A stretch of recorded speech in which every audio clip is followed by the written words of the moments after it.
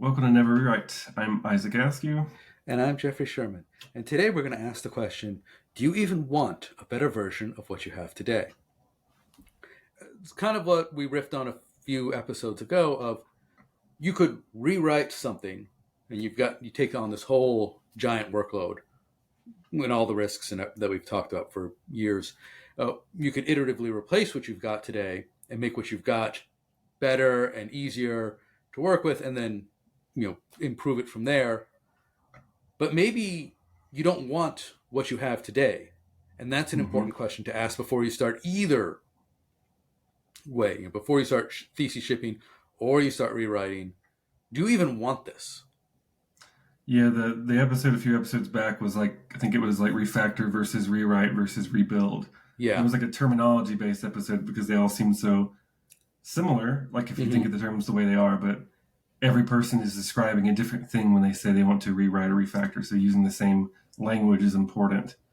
So in this case, this is kind of similar to the rebuild comment of like, don't rewrite your software to be a better version or better like technology or whatever. Like Right. if you're going to rebuild it, make sure you're building a new thing towards the current like market that you're trying to target, not necessarily just supporting all your old features if you don't need them anymore. Right. And to put a concrete example out, in my day job, we've got a web page, and the page over the years started off in PHP, then it became Ember, and then it became React. And in the process of all of that, the backend that supported the endpoint also moved from PHP to Java for reasons that made sense at the time. I won't go into them. And now everything is mangled. It's a disaster. And we're talking about, okay, well, do we want to fix the performance? Do we want to fix the bugs? And I'm like, well, this page doesn't actually do what customers want. Why don't we build a new page that does what customers want and replace it? And then I don't need to worry about did we lose features in the PHP to Ember and React or the PHP to Java? It's what features do we actually want on this page? And I don't, much like with thesis shipping where I don't need to figure out how all this stuff worked so that I can replace it, I also don't need to figure out how all this stuff works because I don't want it anymore. Right. That's an interesting angle too, because we talk about like this idea of, I guess you still have this split resources kind of concept when you're building a new one and supporting the old one, but there's gotchas for the last 20% of the rewrite where you realize, oh, it doesn't do all the things we thought it would. That's usually the thing that gets you because you're trying to support those old features. Whereas in this flow, it seems like you'd have to target it product first, where you're saying these are the features we're going to build now. These are the features we're going to abandon that we used to have because of lack of interest. And then you're just building a net new thing. It's kind of like playing Yahtzee, and you keep the dice that you want to use and toss the rest, and then try out a new product idea, so to speak. Right, you do have the risk of we're building the new while supporting the old. And you also have the risk of you're building the wrong thing. Right, you're saying, oh, well, our research shows that customers don't care about 80% of the features on this page. Let's just build a new page with the 20% that customers care about and make them work the way that customers say they want them to work. And then you do this rollout, the new page is the old 20%, and customers hate it. Right. So you still have that risk. But the benefit on the flip side is like actually delivering a new thing too. Right. It seems like in that case, it's not just a rewrite for performance sake, for like technology consolidation sake, for whatever developer experience sake. It's a rewrites to rethink how your product organization's aligned and potentially add a new feature that was requested. So you don't get like if you let's say you delivered a successful rewrite in the old cases. The customers usually don't know. It's the same platform. It might be faster, if you change it, but they don't feel it. That's one of the keys is whether it's a rewrite or you thesis ship, customers don't know what you're doing. You're delivering some new experience, a different experience. So you kind of de-risk it because you're still adapting to the product market, right? Like you're staying competitive. You still have the same risk of the split resources, which Yes. is just inevitable. What else? I guess you're also, I guess, I was thinking like if you take away other features you don't want to support anymore, that could, depending on what you've added, speed up the delivery. Well, it does play well with iterative delivery because since it's a new thing and not the old thing, you could, in theory, run them side by side. So it's, yeah, hey, I've got this page. Do you want to try the new version of this page or the beta version of this page? Strangler fig, yeah. Well, not even Strangler fig. Like, here's the old one. It's running. Click here. You can try the new experience.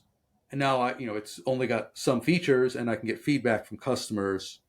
If it's UI based, and if it's backend based, then it's, I guess, a new drop down.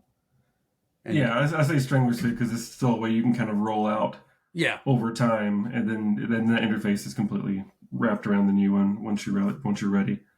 But de-risked by iterative delivery. I like that. Right, and it's still, because it's a new thing that's not supposed to be the old thing. Mm-hmm. It's okay that it has, if you launch with less features, because it's a different experience. Yeah.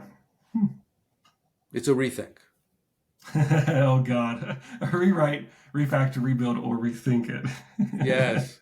Or reuse and repurpose, and as long as it has the word. As long as it starts with re, the right? Letters re. We're gonna confuse the hell out of our audience. No, we didn't mean refactor. We meant rebuild. Oh, you're thinking about rethinking. Oh, no, that's reuse.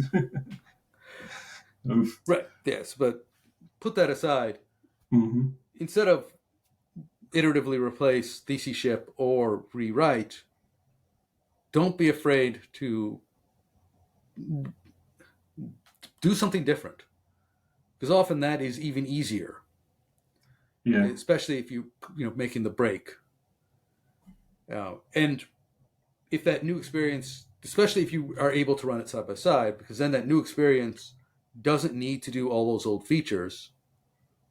You can leave the old features in the old experience for an indeterminate period of time because it's a different experience. It has different goals. This is especially valuable when things are messed up because it's old, right? And so you've got something that started off, it was nice and clean, and then the business grew over the years and years and years and years and years, and now you've got this jumbled hodgepodge of stuff. Mm-hmm. And you say, instead of trying to clean up this stuff, I'm going to make a new one, a new thing that does what people actually want now. And for the long tail of people who still want the old stuff, it's still there.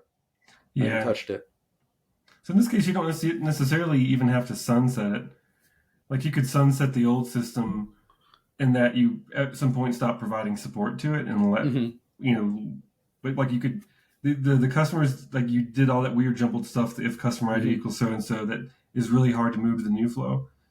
You could just say, okay, just stay there. And if you want to, you can swap to the new flow, toggle between the two and use the new stuff we've got available to you, but we'll still support your old one, but we're not going to give you any bug fixes or patches or something like that. That way you're not still supporting that old one indefinitely. Well, you could support the old one. So like so we're talking about the front end version. The back end version of that is, hey, you roll out a new version of your API. Mm-hmm. So you've got, V1 content, V1 endpoints do one thing, and then you have V2, and you're like, okay, this is all muddled.